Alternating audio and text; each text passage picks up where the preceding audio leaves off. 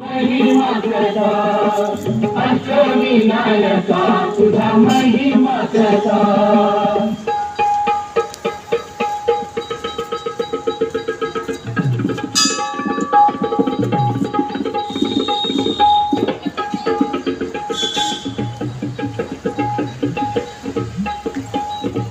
सत्व गणपती राया सत्व गणपती राया सत्व गणपती राया मोहड गावाची महासुर वरद विनायकात चित एक